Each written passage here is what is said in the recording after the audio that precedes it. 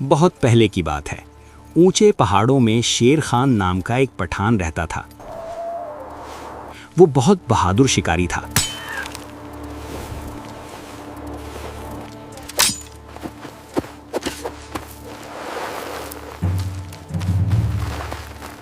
شیر خان ایک زبردست تیر انداز تھا۔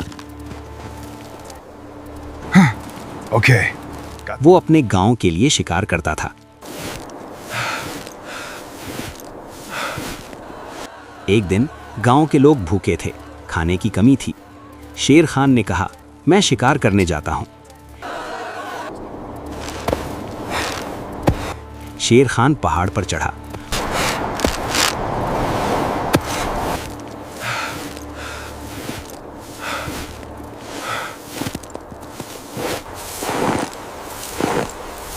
اس نے دور دیکھا، تبھی اس نے خوبصورت مارخور دیکھا۔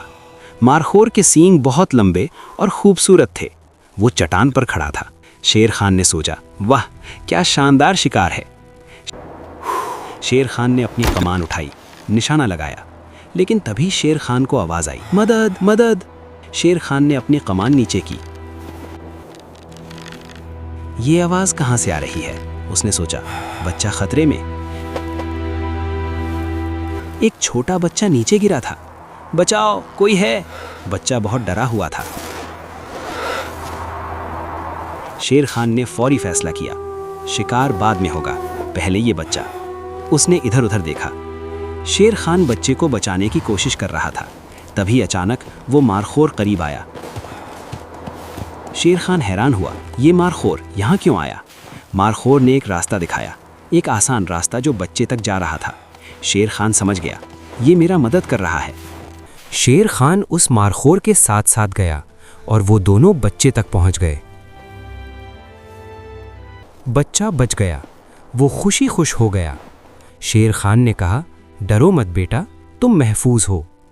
بچہ بچانے کے بعد شیر خان نے اوپر دیکھا۔ مارخور ابھی بھی وہاں کھڑا تھا۔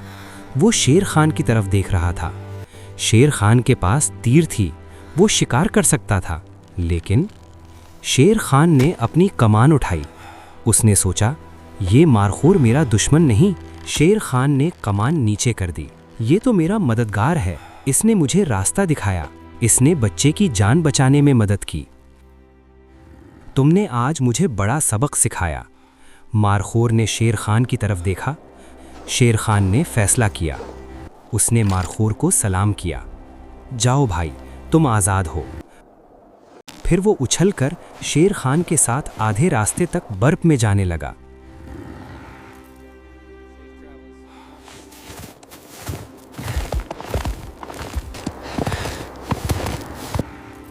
شیر خان بچے کو لے کر گاؤں آیا۔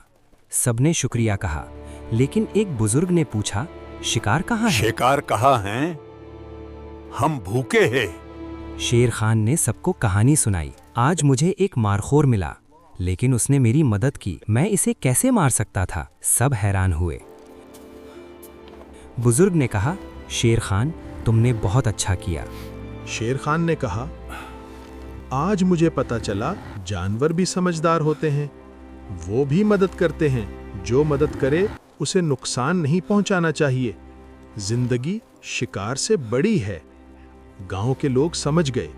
اس دن سے شیر خان نے فیصلہ کیا، میں صرف ضرورت کا شکار کروں گا، بے فائدہ شکار نہیں کروں گا۔ جانوروں کا احترام کروں گا۔ گاؤں والوں نے بھی وعدہ کیا۔